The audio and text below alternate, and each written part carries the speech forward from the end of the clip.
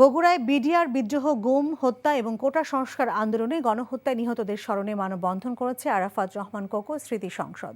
দুপুরে শাহজাহানপুর উপজেলায় এই মানববন্ধন অনুষ্ঠিত হয়। মানববন্ধনে আরাফাত রহমান কোকো স্মৃতি সংসদের সভাপতি সাজ্জাদুল ইসলাম জয়,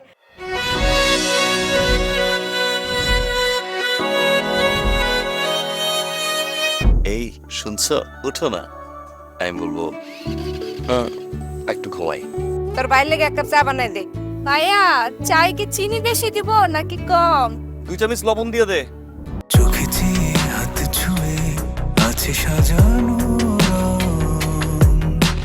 পথ চলা কথা বলা যেন শেষ না হয়। আমি যে বিয়ে করছি, আমার যে বউটা নিয়ে একটু ঘোরা উচিত, কারো মাথায় আছে? চেয়ে থাকি এই পথে, আসলে তুমি বুঝি রাঙা রথে বিভোর হয়ে থাকি প্রতিটি ক্ষণ। ডাক্তারের কাছে যাবো স্যার। আমার একটু নিয়ে চলেন না।